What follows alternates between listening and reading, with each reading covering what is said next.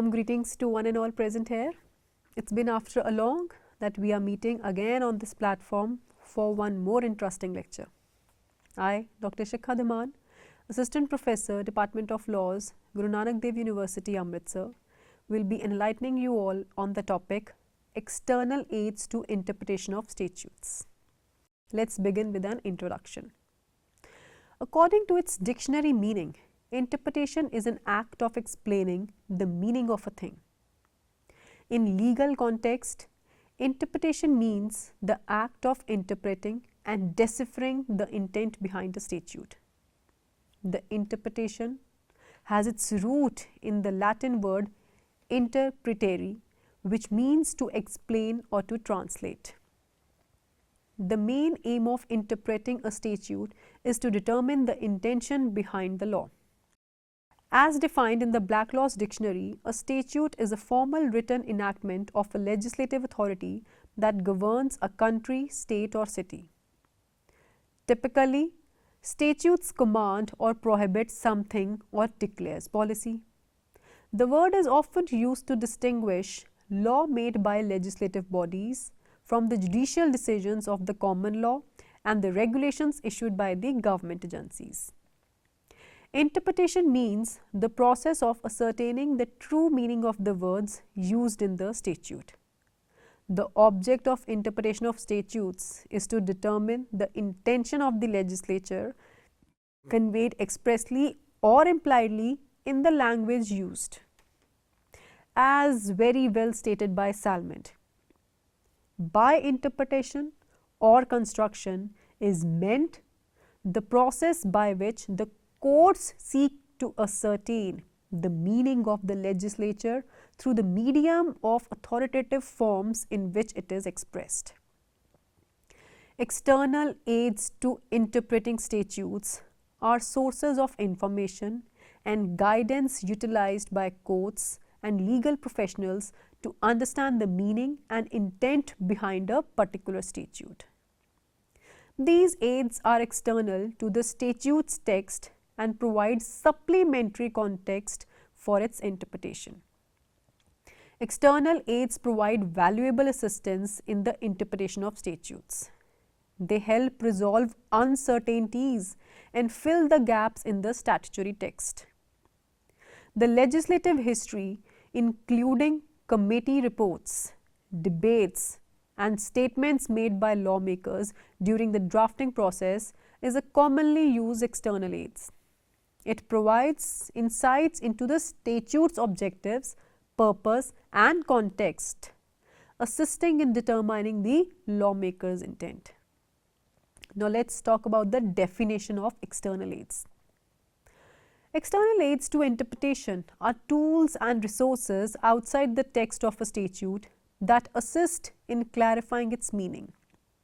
These aids are employed when the language of the statute is ambiguous, unclear, or open to multiple interpretations. They provide context and background, helping interpreters understand the intent of the legislature and the circumstances surrounding the enactment of law. Now, let's discuss the purpose and significance in the statutory interpretation.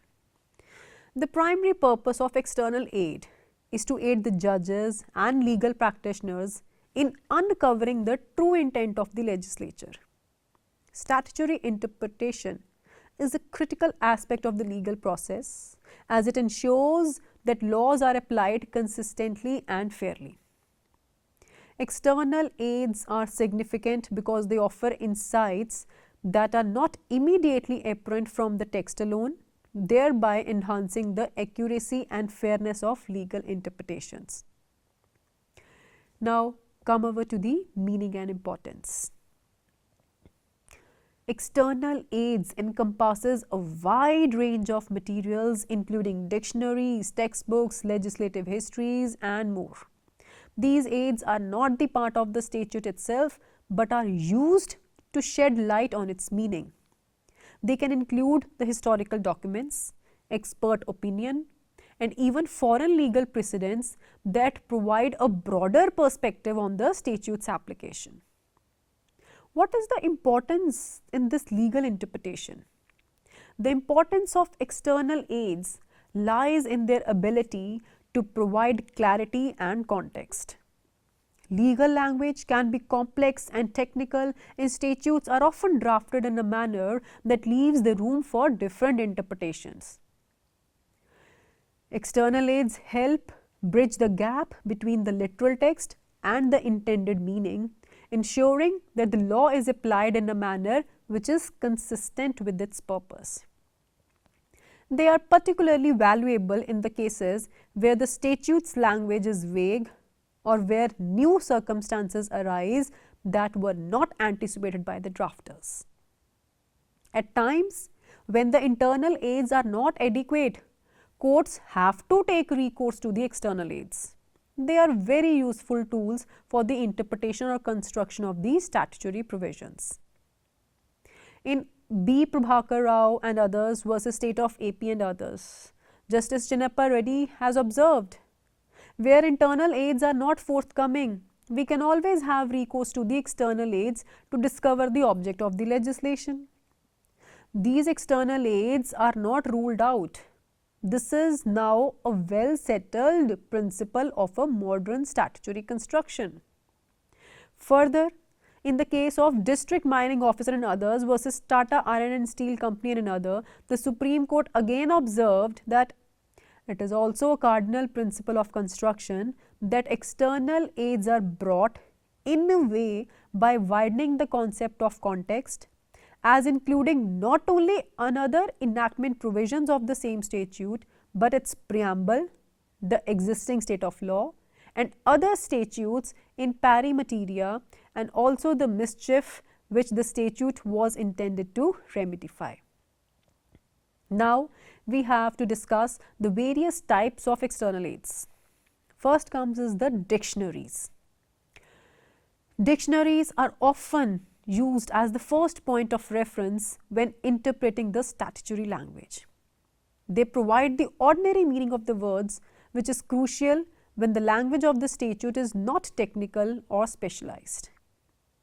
Legal dictionaries such as Black's Law Dictionary are particularly useful for understanding the legal terms and phrases. Dictionaries are often used to ascertain the ordinary meaning of the words and phrases in a statute. This is particularly useful when the statute does not provide specific definitions or when the technical terms are involved. Further, dictionaries can also help to clarify the language and ensure that the words are interpreted in their usual sense. In the case of Motipur Zamindari Company Private Limited versus State of Bihar, the question was whether the sales tax can be levied on sugarcane. The applicant argued that it is a green vegetable and should be exempted from tax. The dictionary meaning of the vegetable said anything which derived or obtained from the plants. The Supreme Court rejected the dictionary meaning and held that in a common parlance, vegetable is something which is grown in the kitchen garden and used during lunch and dinner, and held the sugarcane is not a vegetable. So that's just the interpretation. Another external aid is the textbooks. Textbooks and academic commentaries offer scholarly interpretations and analysis of statutes. They provide insights into the broader legal principles and theories that underpin the statutory provisions. Textbooks can be particularly useful in understanding the complex legal concepts and their application in various contexts.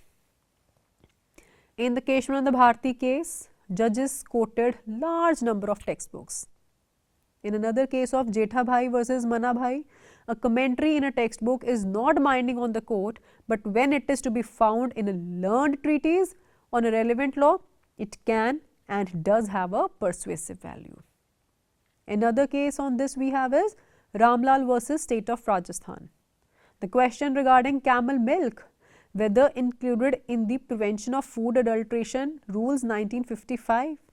The court referred American Encyclopedia, World Book Encyclopedia, research papers, and then the court came to the conclusion that the camel milk is nutritious and was included in the said rule. Constitutional debates and speeches is another external aid. Constitutional debates and speeches made during the drafting of a statute can provide valuable insights into the intentions of lawmakers. These records, often referred to as travaux preparatories, are used to understand the context and the purpose behind the specific provisions. It shall compromise all such debate which had taken place in the Parliament at the time of formation of the Indian Constitution. In case of inconsistency or repugnancy in the Constitution, the court can clearly refer to such debates. Another case we have is of the Indira Sahni versus Union of India. The interpretation of the expression backward class of citizen, which is used in Article 16 Clause 4, was in question before the court.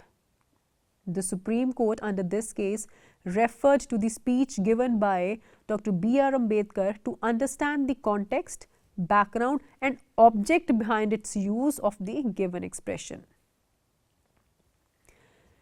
One more external aid we have is legislative speeches and debates. Similar to the constitutional debates, legislative speeches and debates offer a window into the legislative process. They can reveal the concerns and objectives of the lawmakers, helping the interpreters understand the rationale behind certain legislative choices. It is referred as to debates or speeches which are made in the course of passing a bill in the Parliament by the parliamentarians to put forth their views. It is not considered as a conclusive aid to interpretation and is therefore not admissible because many a times speeches are influenced by the political pressure or may be incorrect to rely upon. In the landmark case of P.V. Narasimha Rao versus State, the statement of minister not taken into account for the purpose of interpreting the provision of the enactment, but can be looked to ascertain the mischief or the defect which is sought to be remedied by the legislation and the object and the purpose for which the legislation is enacted. One more landmark case is A.K. Gopalan versus State of Madras. The Supreme Court rejected the speech made in the course of debate as an aid to interpretation. The court observed that such speech does not reflect the mental process lying behind the majority of the voters that passed the bill. Another external aid is committee reports. Committee reports are the documents produced by the legislative committees that review and analyze the proposed legislation.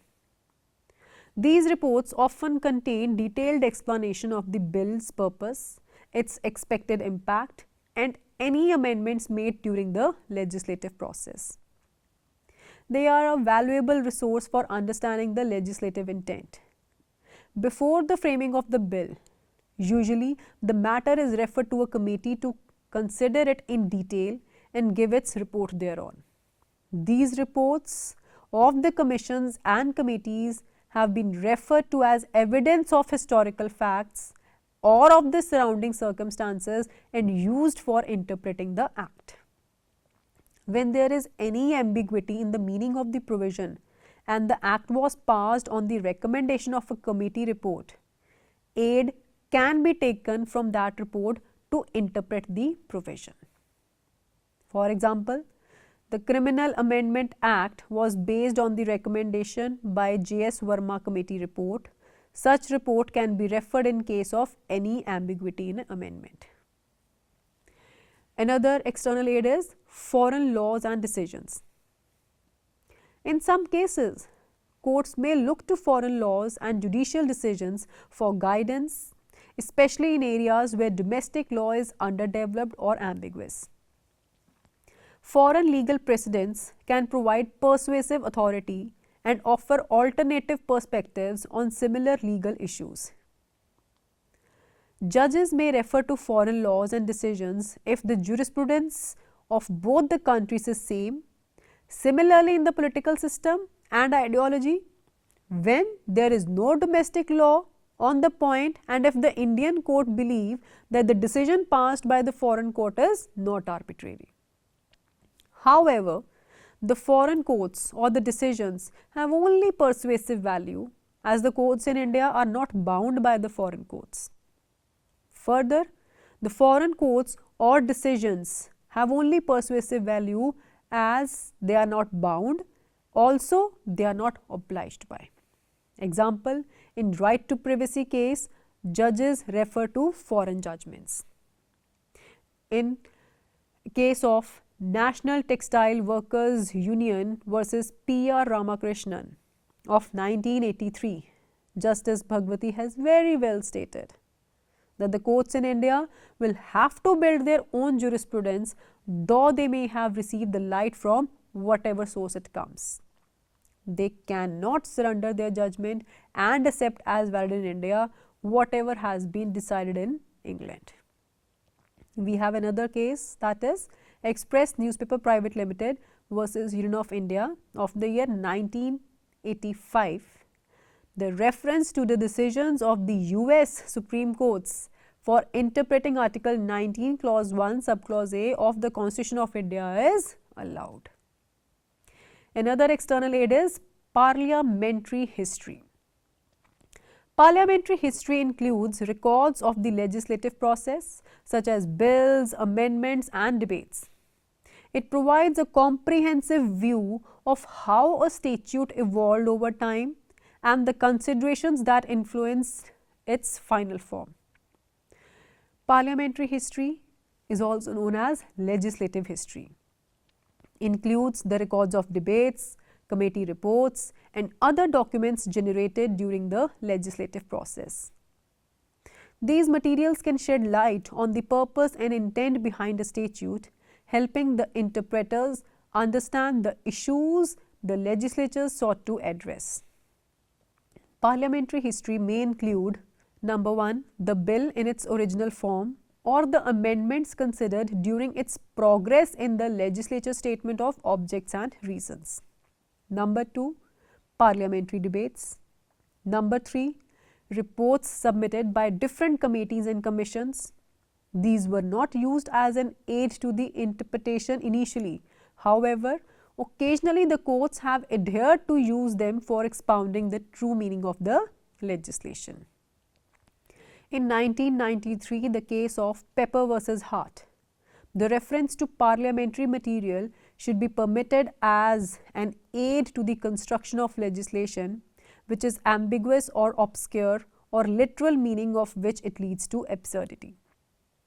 Then another case was of Chiranjit Lal Chaudhary versus Union of India in the year 1951, wherein Justice Fazal Ali admitted the parliamentary history, including the speech of the minister introducing the bill as evidence of the circumstances which necessitated the passing of the act. Now, apart from that, we have another external aid, that is international laws. International laws and treaties can serve as external aids, particularly in case involving cross-border issues or where domestic law is influenced by international obligations. They provide framework for interpreting statutes in a manner consistent with global legal standards. In the case of Pratap Singh versus State of Jharkhand, 2005, the court held that the international treaties, covenants and conventions, although may not be a part of our municipal law, can be referred to and followed by the courts having regard to the fact that India is a party to these said treaties. Another external aid is scientific inventions. In cases involving technical or scientific matters, courts may rely on expert opinion and scientific literature to interpret these statutory provisions. These aids help ensure that the law is applied in a manner consistent with the current scientific understanding. Another aid is reference to statutes. Reference to other statutes can provide context and clarify the meaning of a particular provision. This is especially useful in legal systems where statutes are interrelated and must be read in conjunction with one another. Interpreters may refer to the other statutes, especially those that are in pari materia, that means on the same subject matter, to resolve the ambiguities. This approach helps maintain the consistency across related legislative provisions and ensures that statutes are interpreted harmoniously. In the case of R versus Loxdale, where there are different statutes in pari materia, though made at different times or even expired and not referring to each other, they shall be taken and construed together as one system and as explanatory of each other. In the case of Ahmedabad Private PT Association versus Administrative Officer, it was observed that the word employee defined in section 2 subsection E of the Payment of Gratuity Act is to be construed by referring to other labour enactments dealing with the same subject. In another case, that is Shah and Company Bombay versus State of Maharashtra, the Bombay Rents, Hotel and Lodging Rates Control Act 1947 and the Bombay Land Requisition Act 1948 were not held to be the acts in pari materia, as they do not relate to the same person or thing or to the same class of persons or things. Now, another external aid is, one more we have is historical facts and surrounding circumstances. Historical facts and the circumstances surrounding the enactment of a statute can provide valuable context for interpretation. Understanding the social, economic and political environment at the time of enactment can illuminate the purpose and intent of the law. The historical context in which a statute was enacted can provide a valuable insights into its interpretation. This includes the social, economic and political conditions prevailing at the time when the law was made. Understanding these circumstances can also help the interpreters grasp the problems the statute aimed to solve and the objectives it intended to achieve. Now, let's talk about the various examples and case studies of the external aids. External aids have been used in numerous landmark cases to clarify its statutory meaning. For instance, in the case of Smith versus Huggs of the year 1960, the court used legislative history to determine the intent behind the Street Offences Act. Similarly, in the year 1993, in the case of Pepper versus Hart, the House of Lords allowed the use of Hansard, that is the official parliamentary reports, to interpret the ambiguous statutory language. Now, how the analysis of effectiveness? The effectiveness of external aids depend on their relevance and the context in which they are used. While they can provide valuable insights, they must be used judiciously to avoid over-reliance on the materials that may not accurately reflect the legislative intent. Courts must balance the use of external aids with the need to adhere to the text of the statutes. Now, let's discuss over some of the challenges and limitations. One of the main challenges in using the external aid is the potential for conflicting interpretations. Different aids may suggest different meanings, leading to uncertainty and inconsistency. Additionally, over-reliance on external aids can undermine the authority of the statutory text and can lead to judicial activism. Then another is the limitations in the different jurisdictions. The use of external aids varies across the jurisdictions. Some legal systems place greater emphasis on the text of the statute, while others are more open to considering the external materials. This can lead to differences in interpretation and application, and particularly in the cases of involving the international or comparative law. So, that was all about the external aids. Now, we are just coming to the conclusion. External aids to interpretation play a crucial role in clarifying the statutory meaning and ensuring that laws are applied consistently and fairly. They provide valuable context and insights and also helping the interpreters uncover the true intent of the legislature. However, their use must be balanced with a respect for the statutory text and the principles of legal interpretation. Now, we can also discuss a bit about the future outlook on the use of external aids in the statutory interpretation. As the legal system continues to evolve, the use of external aids is likely to become increasingly important. The growing complexity of laws and the interconnectedness of the global legal systems will necessitate a broader approach to interpretation. Courts and legal practitioners must remain vigilant in their use of external aids, ensuring that they enhance rather than undermine the integrity of the legal process. Overall, the use of external aids in the interpretation can enhance the understanding and provide context, making it easier to comprehend and retain the information. The range of each approach to legal principles in comparison, how each approach affects internal legal society, and the validity of the fundamental assertions each approach involves. Now, bearing in mind the most fundamental rule of the interpretation, we can only use external aids of interpretation when the language used in the legislation is unclear or opaque and it is impossible to determine the legislature's meaning from it.